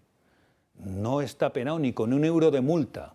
Ni siquiera me dicen tienes que acudir al juez a declarar. No hay nada. Soy absolutamente impune porque la imprudencia leve en el homicidio es impune. Es impune, porque se sacó del Código Penal en 2015. Pero por la gata, por haber dejado a la gata 3 días sola en casa... Abandonada 3 días en casa. Pero eso es tengo condena. Desde la semana pasada. Sí, y digo, pero ¿cómo se puede tocar el Código Penal así? Ese es el problema. No, mira, más allá de que alguien no supiera lo que tenía que tocar o sí que tenía que tocar, el problema es que hay cosas muy serias en la vida. Y las penas, quitarnos la libertad, es algo de lo más serio que hay en la vida. En esa ley que cita usted, la del bienestar animal, o llamada así, ley del bienestar animal, alguien ha aprovechado para despenalizar algo mórbido, que antes era delito y ya no. Es la zoofilia. Bueno, esto ya para mí... Pero es que esto es así. No entiendo. Es que cuando alguien habla, la gente de bien, y la gente que no es de bien, pues estas cosas marcan mucho, ¿eh? ¿Qué interés oculto tenía la señora del partido de Echenique en despenalizar el sexo con animales? Y además añadiéndole una coletilla. No será delito siempre y cuando no se les haga daño. Sí, ahí están las cabras, que haya dado consentimiento las cabras y las gallinas yendo a la comisaría a denunciar que han sido violadas por tipos Y permíteme una cosa más, Javier. Si de lo que se trataba era de ajustar cosas que estaban mal en la ley, que posiblemente, pues claro, cosas que van surgiendo, el sometimiento mediante drogas, pues es una nueva fórmula que se ha puesto, pues es muy reciente, es de las últimas décadas, ¿no? Y claro que tiene que tener entrada en el Código Penal. Por eso hay que hacer un estudio, se ve que ya estaba hecho, y lo que hay que hacer es incluirlo como un delito grave. Y ya está, y no hacía falta. Pero te voy a decir una cosa, ¿sabes de lo que se trataba? Y además es que este tema, hay mucha gente, que yo creo que la mayoría de la gente de bien nos enfada. ¿Sabes de lo que se trataba? Se trataba de llamarlo a todo igual. Pero no es baladí, no es baladí. Hay un maligno propósito. Hombre, claro que hay un maligno propósito. El que sea igual tocar las nalgas de una persona en el metro, que lo llamemos igual, que le pongamos distinta pena, pero que lo llamemos igual cuando antes era abuso. Antes era abuso tocar la nalga en el metro. Pues ahora ya lo llamamos todo igual. Agresión, con el delito más atroz que puede existir. Y lo llamamos igual. Y eso es maligno. Y ese es el problema. No se trataba más que de llamarlo todo igual para entrar en esta cultura que todo es por el micromachismo, todo es por pero hay otro ejemplo. Ese es el problema. Y de la despenalización general de todo. Hay otro ejemplo. Por ejemplo, hay personas que, disminuidos psíquicos, convalecientes, enfermos, que sufren violaciones, y eso antes no estaba penado con delitos graves y ahora sí. O sea, este es otro ejemplo que también esta ley ha venido a arreglar, por llamarlo de alguna manera. Insisto, yo creo que el espíritu de la ley no era malo. A mí me gustaría que un día me lo contaras, de verdad, porque no soy capaz de verlo. Pues hay no soy capaz de entender. Son personas indefensas, Miguel Ángel, hombre. Un disminuido pero psíquico. No sé por qué va a cambiar la pena. Espero que un día me traigas una condena. No sé cómo ha cambiado la ley en eso, porque yo es que no lo veo por ninguna parte que eso ha cambiado. Porque ahora se le considera una agresión. Y antes era un abuso. Un abuso de 6 años y ahora es una agresión de 6 años. No, 6 años igual. Es una agresión de 12 años y punto. Y se acabó. Y a ese se le quitan las ganas de volver a violar a alguien que está en coma o que está disminuido psíquico o drogado, lo que sea. O que está incapacitado o minusválido. Y punto. Y se le acaban las ganas de hacerlo más. Y si no se la acaban, pues ya yo espero que algún día me traigas una sola condena en la que antes se le condenaba a una persona, una persona por llamarlo persona, se le condenaba a una persona por ese tipo de delito menos que lo que se le va a condenar. Espero, si eso hubiera pasado, estoy convencido que estaría en televisión y todo el gobierno lo habría puesto encima de la mesa. Es que eso no ha sucedido. Es que eso no va a suceder. Ni va a suceder. Bueno, vamos a ver un resumen de los casos más recientes de beneficiarios por la ley del solo sí es sí. La que pretendía ser una de las leyes estrella de Unidas Podemos se ha convertido en el mayor quebradero de cabeza para el gobierno de coalición. Mientras que PSOE y los morados se enzarzan en la reforma del sí es sí sin llegar a ningún acuerdo, los violadores siguen saliendo a la calle. El último ha tenido lugar en Huelva. La audiencia provincial ha excarcelado a un hombre condenado a 12 años por agresión sexual. Con la ley Montero su pena se ha reducido a 7 años, tiempo que ya había pasado entre rejas, por lo que ha podido salir de prisión. Pero tampoco cesan las rebajas de condena. En Galicia, el Tribunal Superior de Justicia ha rebajado de 13 años y medio a 13 años la pena de cárcel a un hombre que agredió sexualmente a su expareja y lo intentó en otra ocasión. Y en Almería, la Audiencia Provincial también ha rebajado de 8 a 6 años la condena a un joven de 23 años que en 2019 violó a una menor de 14. Un goteo que no cesa. En Andalucía, el Tribunal Superior de Justicia ha actualizado sus datos y suma nada más y nada menos que otras 16 nuevas rebajas de condenas por el sí es sí, 15 en Almería y otra en Granada. Y quien ha decidido tomar partido por Podemos en esta polémica ha sido Zapatero. El expresidente del gobierno aconseja al entorno de Montero mantener la calma. Pienso que tenemos que tener un poco de paciencia, tener un poco de perspectiva. Las leyes penales y sus cambios producen efectos a medio y largo plazo. Sin embargo, parece que a Igualdad no le preocupa que las rebajas de condena y excarcelaciones aumenten cada día. Y en vez de modificar cuanto antes esta ley y poner fin al dolor de las víctimas, prefieren mirar para otro lado y aumentar la crispación dentro del gobierno de coalición. Bueno, y se nos ha quedado un poco de lado, porque da mucha pena hablar de ella, la ley del trans. La ley del trans hoy tiene un inconveniente. Un inconveniente, la vida trae inconvenientes. Esto pues afecta a las personas y naturalmente las personas tienen su derecho a expresarse en libertad lo que les sucede. Les tengo que contar lo que le ha sucedido a Susana, que es o pasará por ser la primera trans arrepentida que le reclama a Sanidad Pública por haberla operado. Dice que le arruinaron la vida. A esta joven gallega, diagnosticada a los 15, le extirparon los pechos y el útero sin supervisión psiquiátrica, porque esto era muy guay, esto de lo trans. Los especialistas tampoco detectaron su autismo. ¿Y cómo se arregla esto ahora?, dice su madre. Pues claro, de ningún modo, esto no tiene arreglo. Ya no tiene arreglo. Es decir, que cuando estamos con temas tan delicados, tan serios, abran los debates a los expertos. No actúen a espaldas de los que saben. Todo eso es absurdo, es infantil, es demencial, es de los que están mal de la azotea. Y el que lo consiente es el peor, porque claro, Sánchez no es tonto y sabe que esto es un disparate. Pero bueno, a ella le va bien porque así entretiene a la gente, esto excita a la gente de bien, como decía el otro día Feijóo, bueno, tal. A él le da lo mismo. Lo que van a dejar es lo que nos importa, un horizonte de la gente, los jóvenes destrozados por la ley trans, no solo en España, pero a partir de esta ley también en España, va a durar muchísimo tiempo, va a fastidiar a muchos de nuestros jóvenes. Es terrible, y a mí esta es la otra ley, ¿no?, que más me duele y me duele en el alma, ¿no?, porque es jugar políticamente con cosas tan serias, ¿no?, cosas tan terribles, ¿no? Si hay un problema, porque hay gente que tiene ese problema, hace poco se cifraba en 10.000 personas que podían llegar a tener ese problema, de los cuales 700 eran menores, ¿no?, con disforia de género. Estas personas necesitan ayuda, estas personas lo que necesitan es que les apoyemos, estas personas lo que necesitan es respeto por parte de todo el mundo, eso es lo que necesitan estas personas, y lo que necesitan es ayuda de médicos de todo tipo, ayudas de la sociedad, eso es lo que necesitan, porque hay gente que se siente, según lo que te cuentan, se sienten con un cuerpo que no es el suyo, esta gente hay que ayudarla, y eso es una cosa. Y además se estaba haciendo. No precipitarla ese y eso se asunto. estaba haciendo. Pero esta ley que se ha puesto en marcha no tiene nada que ver con eso. No tiene nada que ver con ayudar a la gente. Esta ley lo que trata es hacer política barata, por cierto, utilizando a esta gente, utilizando a estas personas, ¿no?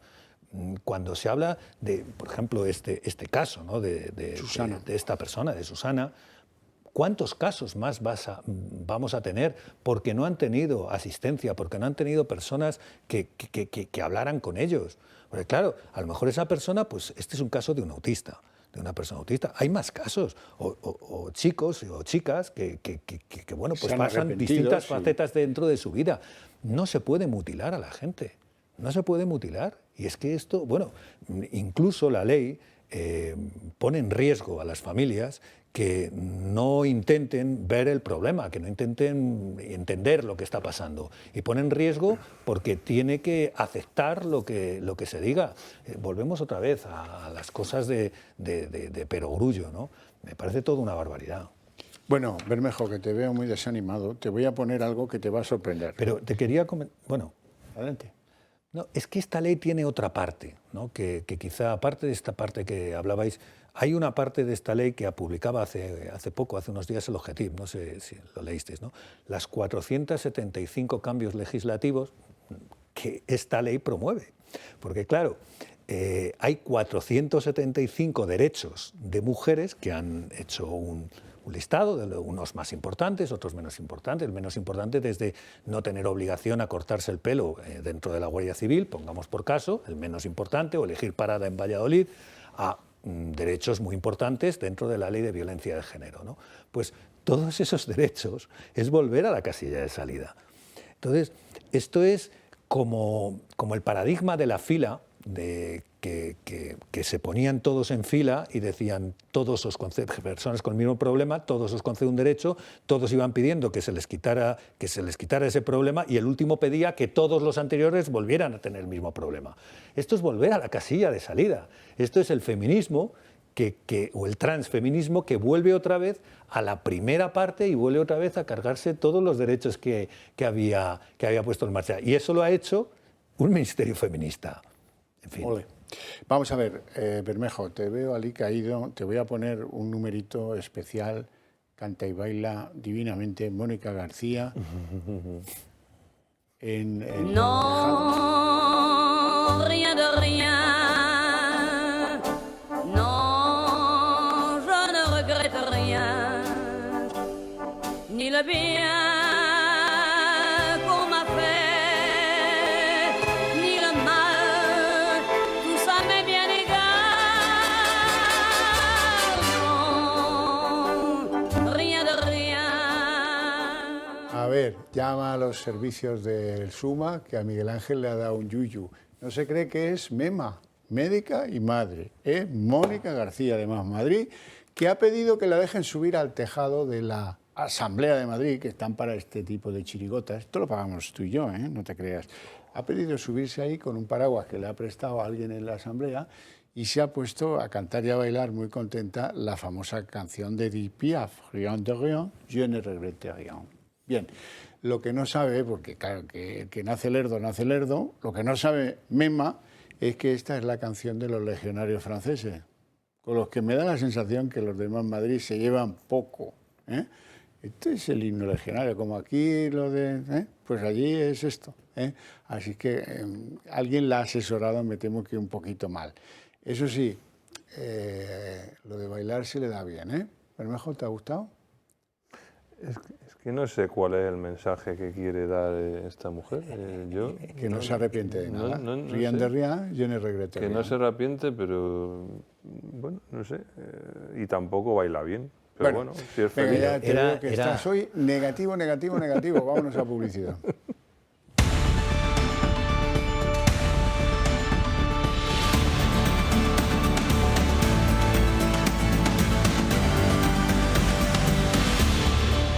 Tema estrella del día, la moción de censura de Vox. La presentan el lunes, ya verán como alguien memalicio lo va a encajonar, lo va a meter en un cajón y lo va a sacar justo 5 días antes de que se produzca el día 8M, el Día de la Mujer. Ya verán como alguien está ya pensando que esto es una gran maniobra de distracción para que no se fijen en el lío que van a presentar unas feministas, dice que no radicales, contra otras feministas, dice que radicales. Vamos a ver un trabajito que les hemos preparado con mucho cariño sobre la moción de censura. Vamos a ver este vídeo en el que contamos efectivamente. Vamos con el vídeo de Vox, por favor. Bueno, ahora resulta que no hay vídeo. Bien. ¿No? Las cosas técnicas que uno no termina de comprender. A lo mejor es escuchar a Tamames. A ver si me encontráis a Tamames. Creo que la apuesta es muy grande y los corredores de apuestas no la habrían puesto en la mejor situación.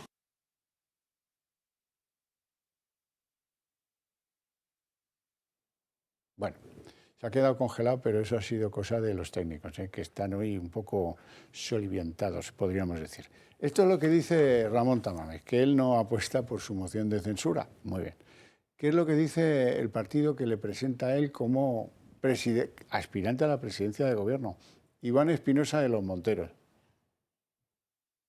Pero habrá que escuchar qué es lo que tiene que decir el profesor Tamames. Yo creo que es una figura indisolublemente unida a la transición española, es una persona que tiene unos conocimientos no solo de macroeconomía, sino en general, y no solo de la estructura económica de España, sino en general de la política española, unos conocimientos, digo, realmente extraordinarios. Yo creo que merece la pena escuchar a una persona mayor.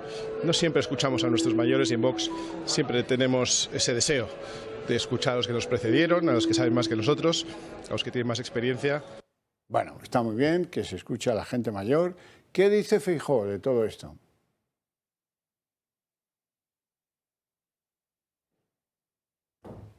Hijos de mi vida, os falta hoy un poquito de spleen, ¿eh?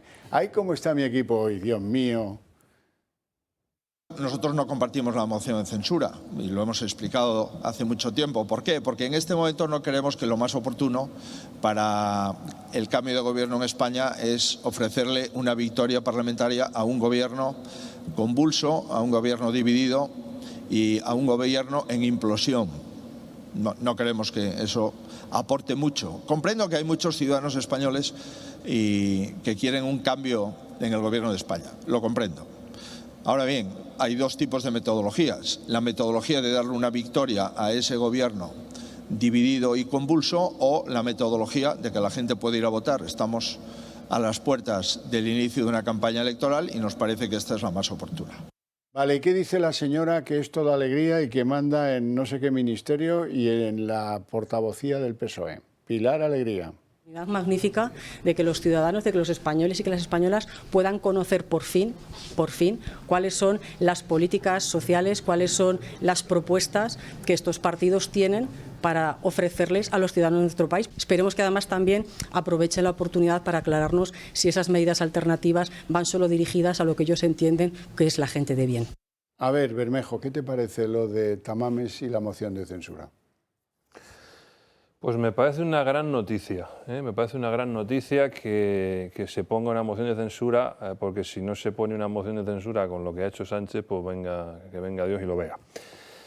Y me alegro que Vox haya utilizado sus 35 diputados, o los vaya a utilizar para decir, no, miren, no es que me quiera poner yo, vamos a poner a una persona que le va a hacer un pliego de cargos descomunal a Sánchez, una persona inatacable, porque no se le va a poder acusar de franquista, ni de fascista, ni nada que se le parezca, y además una persona culta y que le va a poner a Sánchez un pliego de cargos interesante.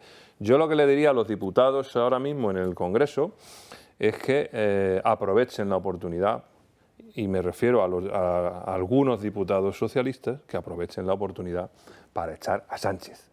Échenlo, porque... Si no serán cómplices. Pero es que fíjese, yo le digo, o sea, con Sánchez el Partido Socialista está condenado a la sombra absoluta durante muchos años.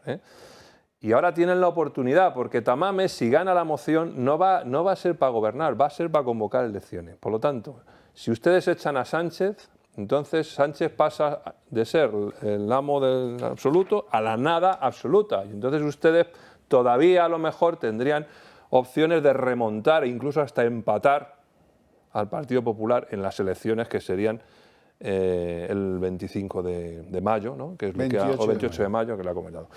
Y por concluir, estoy muy decepcionado con mi partido, don Xavier, porque resulta que ha dicho la dirección de mi partido que va a votar en contra de la moción de censura. Nosotros éramos los que queríamos la moción de censura.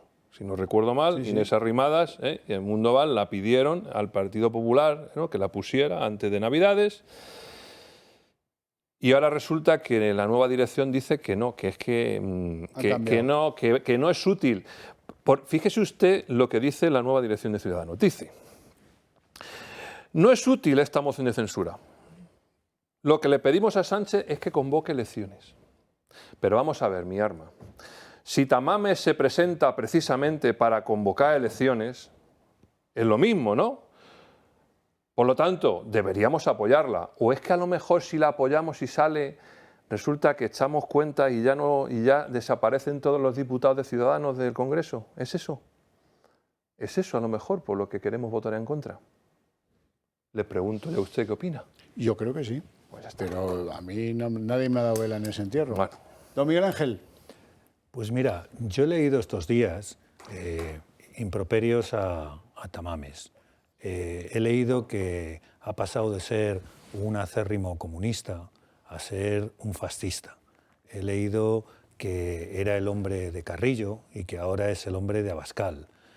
He leído muchas cosas de ese tipo. Son normalmente comentarios ad hominem, comentarios que intentan escapar de la situación, pero hay muchos españoles que nos sentimos representados.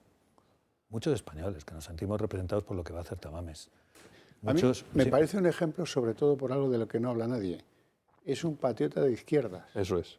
Porque es que la izquierda o la derecha pueden o no ser patrióticos o tener un sentido elevado de España, de la bandera de España, de los símbolos de España, de esas cosas que queremos seguir teniendo en este país. Y Ramón Tamames aquí lo contó. Aquí contó la historia de la bandera de España y de las dos águilas, para que la gente se ilustre. Y Ramón tiene una memoria espectacular. Sí, además es necesario poner encima de la mesa que no todo es populismo y marketing, que no es bueno levantarse por la mañana y preparar la política de ese día dependiendo cómo está la encuesta de ayer, que no es bueno la ley del sí solo es sí, que no es buena la ley trans, que no es buena la ley animal, que no es bueno modificar el Código Penal por hacer un poco de populismo punitivo, que no es bueno la España de las 17 seguridades sociales, que no te podías vacunar, siquiera te podías vacunar donde quisieras, que si te vas de vacaciones es un problemón ir al especialista, que no es bueno que se promueva en algunos sitios que se prefiera no tener médicos a que los médicos hablen español, que no es bueno que se ataque el español, que no es bueno sacar del Código Penal lo que defiende a España, lo que ataca a los independentistas, que no es bueno tener 17 Españas, que no es bueno pactar con Podemos, que no es bueno pactar con Bildu, que no es bueno crear un estado de cosas de dos Españas nuevamente. Y estas cosas yo creo que Tamames las puede poner encima de la mesa. Sobre todo con un espíritu, que es lo que estoy viendo que nos gusta a los tres, esa generosidad de la transición. Bueno, pues ¿qué pasa? Que estaba en el PC, muy bien, y luego no pasó por la OCDE. Bueno, pero es que es lo que dice él, es que pues claro, si todos, y yo me siento muy vinculado, es que si todos tenemos que ser fósiles, es que si no podemos reaccionar ante las cosas que están pasando, es que si tenemos que tragar con carros y carretas por una trinchera política, no podemos hacer nada. Somos animales entonces, somos burros. Si no podemos hablar de lo que está pasando, si no podemos reaccionar, si no podemos pensar, si no podemos reflexionar sobre la situación, entonces no somos nada. Y el desprecio que hacen a las personas con experiencia, con bagaje. O sea, dicen, no, es que el vejestorio ese. Y luego van oliéndole el trasero a Biden. ¿Cuántos años tiene Biden? ¿No tiene ya 80 o 81? Y para todos estos progres es como si fuera un dios. No, vamos a ver, estamos delante de uno de los pocos que nos quedan, de los pocos referentes que lucharon. Es que joder, hay que decirlo claro. Luchó contra el régimen franquista, estuvo en la cárcel, militó en el Partido Comunista, fue diputado por el Partido Comunista. También fue teniente alcalde en el Ayuntamiento de Madrid y toda su vida catedrático de Economía. O sea, una persona culta y que ha vivido y que hoy, si hoy estamos aquí sentados, joder, gracias en parte a personas como él. Y no viene a ponerse de presidente del gobierno ni a colocar a centenares de miles de enchufados como hacen los otros en la administración pública. No, viene a decir, señores, esto no va de izquierda ni de derecha, esto va de nuestra nación, que se la está cargando, que Sánchez se está cargando la nación. Reflexionen, si son 15 diputados del PSOE, no hacen falta más. Y que lo echen. E incluso, repito, pueden salvar al Partido Socialista. Lo pueden salvar. Si de verdad creen que eso es un partido socialista, lo pueden salvar. Olvídese, eso no existe, ese género no lo va a encontrar en la tienda del Congreso, no lo venden. Olvídese, olvídese, lo hemos visto con la ley trans, lo hemos visto con la ley del solo sí es sí, lo hemos visto tantas veces. ¿Y qué? Ahora llegan elecciones y ahora pues Lambán tiene que parecer como que, pero claro, pero nada. Olvídese, no. Los que han dicho que no, ya han sido purgados, ya están fuera, ya han recibido sus cartas, como Leguina, que le mandaron un puente una carta diciendo que te hemos echado. Sistema estalinista. Y por ejemplo, ¿y usted qué opina de Feijóo, que dice que se van a abstener? Pero esta gente, ¿en qué mundo vive? Bueno, pues él verá. Porque él sería beneficiado en este caso, ¿no? También, porque si se convocan elecciones, supuestamente él es, teóricamente, según las encuestas, sería el nuevo presidente del gobierno. Pero no, señor, pero entonces, bueno, Feijóo, entonces... mire, se cuestionó mucho a Casado porque toda su obsesión era distanciarse de Vox. Estaba tan paranoide en distanciarse de Vox que todo lo demás se ofuscaba solo era distanciarse de Vox. Vox me está robando votos. Esa es un poco la síntesis. Está quitando mi sitio. ¿Y no es lo mismo Feijóo? I wonder, ¿no hace lo mismo Feijóo? Feijóo no podía hacer como dice usted, pues yo la voy a apoyar. Ya sé que no va a salir, pero claro que te apoyo. A ti ya vente que traigan nuevas mociones de censura, porque como decías tú muy bien al principio, claro que hay motivos. Es que las mociones de censura no siempre se presentan para ganarlas. Sin duda. Pero ¿y sí? ¿Se acuerdan quién le dio el poder al señor fatuo Pedro Sánchez? Un humilde diputado, un tramposo diputado, diría ahora que lo conozco mejor, de Teruel también existe. ¿Quién contaba con este 6 meses antes del tema? ¿Nadie? ¿Nadie? ¿Y cómo llegó al poder él? Con la moción de censura. Además, es un gusto entender que haya, en este caso, una persona, Ramón Tamames, que a su edad se toma la molestia por patriotismo de someterse a todos estos oprobios y a 3 días de estar allí de pie, subiendo y bajando y aguantando lo que le echen. Y también, pues, ¿por qué no decirlo? Me quito el sombrero, los de Vox han sido generosos. Por supuesto. Han sido muy generosos y han tenido que pelear mucho, porque supongo que les ha costado convencer a mi amigo Ramón Tamames, pero bueno, al final, en libertad, porque yo conozco a Ramón Tamames y es una persona completamente él, vamos, que no se va a dejar leer lo que vaya a contar el día que toque en el hemiciclo, y hace muy bien. Y los otros también están convencidos de ese generoso espíritu que podemos tal vez recuperar o que la gente vea, que hay gente que se mueve por motivos que no tienen que ver con el carguito, con aguantar aquí, con decir que a Pam que diga lo que no dice Pum y al otro que ponga el cuello porque los trenes no caben en los agujeros o túneles. Exacto. Y ahora yo invitaría a los antiguos presidentes del gobierno, no al indigente mental que ha sacado usted antes, ¿no? A Zapatero, que eso no se considera un presidente, a los antiguos, a los que han formado parte de todo esto, que apoyen públicamente este movimiento. Que lo apoyen. Si Guerra está tan, ¿no? o González, ¿no? O Aznar, tan enfadados con lo que ha hecho este gobierno de Sánchez, que lo salgan y lo digan. Y no que Aznar va diciendo que España no está para tonterías. Dijo, no, España no está para tonterías. O Feijóo, si fuera mi padre no te dejaría hacerlo. Pero si pueden ser más miserables, de verdad. ¿Estos son patriotas? ¿Esta gente es patriota? Bueno, me jodas. Perdón. Sí, poco respeto, la verdad es que sea dicha.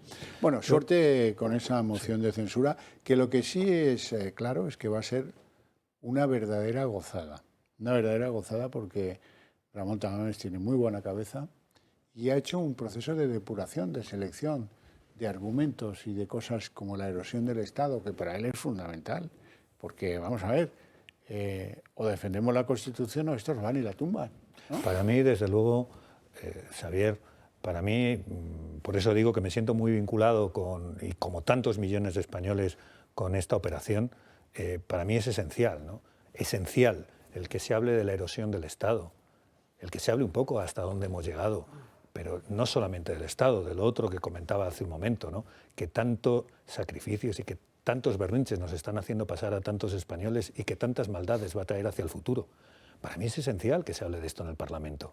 Parece que en el Parlamento lo único importante es la crítica ad hominem, la crítica a la persona porque le sacas algo de ayer. Tú estabas con Casado, o le dice a Ignacio Gil Lázaro, tú me suenas a blanco y negro, pero ¿tú qué te has creído, Félix Bolaños? ¿Qué te has creído? ¿Que tú vas ahí a insultar a los demás o a que los demás te controlen? Que hemos perdido el sentido de las cosas. La sesión de control es un formato que se había mantenido durante muchos años, siendo lo que era el lugar para formular preguntas a quien administra. Ese es el sentido que tiene. Semanalmente, los miércoles, muy bien. ¿En qué se ha convertido? En el sitio donde el gobierno flagela a los opositores y les insulta. El primero presidente y luego todos los pitufos, que si no lo hiciera el presidente, los pitufos tampoco lo harían. Les faltarían redaños. Pero no, el presidente es el primero. Por la falta de institucionalidad, porque no se lo cree, porque no se está creyendo que está gobernando el país, que no gobierna para los 5 millones de personas, que gobierna para 47, que no gobierna para los que le han votado, que gobierna para todos los españoles, que no gobierna solo para los separatistas, que la mayoría de la gente que ha votado al PSOE no tiene nada que ver con el separatismo, que no gobierna para su política de mañana, que está gobernando para un país que tiene que seguir progresando y que tenemos que dejarle a los demás, a los que vienen detrás, tenemos que dejarles un país en condiciones. Y eso no se lo creen. Y ese es un problema. Y por eso cuando Tamames habla de la erosión del Estado, habla en nombre de muchos españoles. Da igual del signo que sean. Habla en nombre de los españoles, está hablando en nombre de mucha gente que no cree en esas cosas y en todo lo demás que hemos dicho hace un momento. Leyes que a algunos nos parecen leyes pues, que hechas casi por locos o que da igual. Es que sentimos con que no es que estén hechos por locos, es que unos quieren su granero de votos porque saben que con esas cosas consiguen votos y a otros les da igual. Les da igual que sigan por ese camino, porque es preferible seguir en la erosión. Yo no tengo ni idea de lo que va a decir Ramón Tamames. Es más, prefiero no saberlo. Quiero que me sorprenda. Y lo va a hacer, estoy seguro. Pero vamos a imaginar un ladito, una esquinita de ese discurso. Hablando del ministro del Interior, Fernando Grande Marlaska, juez de la Audiencia Nacional, bla, bla, bla, venía, pues, supuestamente... iba a ser uno de los pilares de un gobierno pues, sensato que conoce la pelea con ETA, etcétera, tal. Bien, no. Este llega, lo primero le dice a un alto mando de la Guardia Civil, el coronel Pérez de los Cobos, le dice, ya me estás dando lo que estáis investigando para ese juez. Y dice, no, mira, yo soy policía judicial y el juez no me autoriza. Cesado por pérdida de confianza. Unos años después resulta que se produce un incidente lamentabilísimo en la valla de Melilla y el coronel de la Guardia Civil, que gobierna, que manda en esas tropas y que defiende la valla para todos nosotros, le dicen desde el Ministerio del Interior, el ministro quiere 2 nombres de los que más se pasaron con los subsaharianos. Y este hombre dice, no, como ha dicho el ministro, aquí no se produjo ninguna alteración, no somos responsables de nada de lo que ha pasado aquí. Es más, me vais a hacer el favor de mandarme más medios materiales para que podamos defender mejor la valla. Cesado por pérdida de confianza. El director de la prisión de Algeciras, la más peligrosa de España, le pegan fuego al coche de 2 funcionarios del centro y él sale a defenderlos y a pedir más medios al Ministerio del Interior. Prisiones depende de Interior. Cesado por pérdida de confianza. ¿Eso qué es? ¿El bien o el mal? Cuando hablan ahora de la gente de bien, pues será que lo opuesto son la gente del mal, ¿no?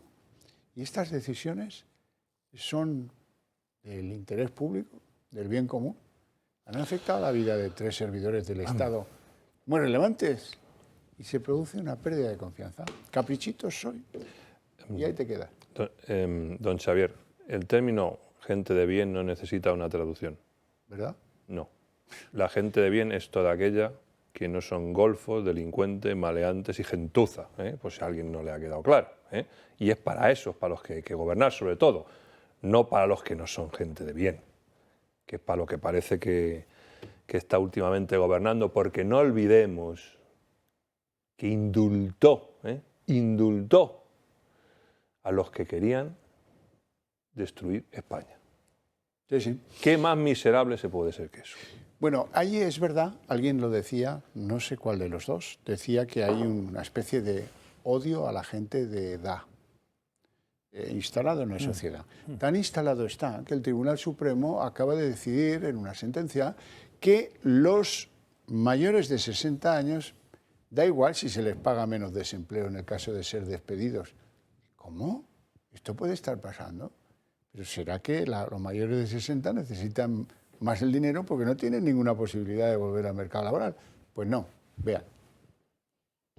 España se está convirtiendo en un país que no es para viejos. Cada día conocemos más trabas para ellos y la última iniciativa viene de la mano del Tribunal Supremo, que allana el terreno para que las indemnizaciones por despidos sean inferiores para los mayores de 60 años al encontrarse cerca de la jubilación. El tribunal no ve discriminación en esta diferencia que considera razonable y proporcionada debido a que los trabajadores de menor edad les resta un recorrido profesional más incierto. Una distinción que queda justificada, eso sí, en despidos colectivos y no en despidos individuales. Sin embargo, esta no es la única traba a la que se enfrentan los mayores. Muchos de ellos han tenido que decir adiós a los cajeros en los últimos últimos meses. Lo cierto es que España se vacía de oficinas bancarias y obliga a los mayores a buscar ayuda a la hora de manejar su propio dinero. También han tenido que decir adiós a la cartilla o libreta de ahorro. Aunque era la herramienta favorita de muchos para el control de sus ingresos y gastos, ahora algunas entidades cobran comisiones de hasta 10 euros por usarla. Pero aquí no acaba todo. Seguro que también recordarán una iniciativa de la Unión Europea que salió a la luz hace unos meses y que pretendía quitar el prospecto en papel de los medicamentos y que los ciudadanos se vieran obligados a coger el móvil para descargarse el prospecto en un QR. Como ven, unas iniciativas que cada vez dejan más de lado a los mayores, evidenciando la falta de empatía hacia todos ellos. A mí me parece seriamente discriminatorio. No sé si los próximos serán los rubios o los calvos, pero tengan ustedes mucho cuidado.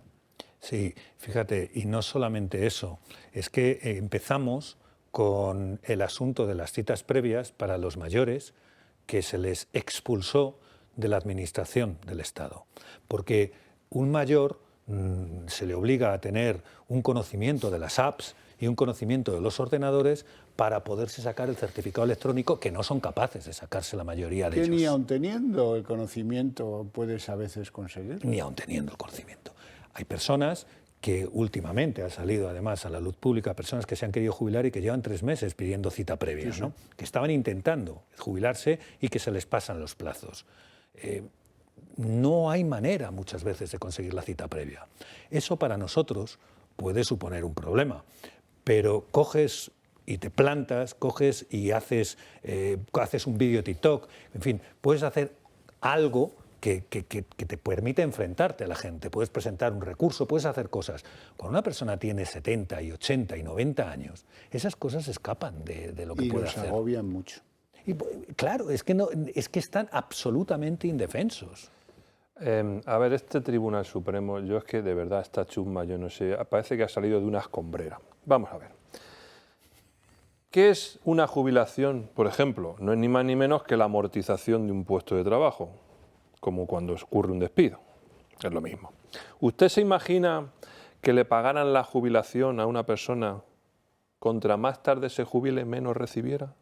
¿A que usted eso no se lo imaginaría? No bueno, parece lógico. ¿no? Pues hombre, en una amortización de un puesto de trabajo por despido, que es como una jubilación anticipada, ¿no? Porque si tiene 60 años, le vas a pagar menos al que más ha trabajado, al que más derechos ha cogido y al que más...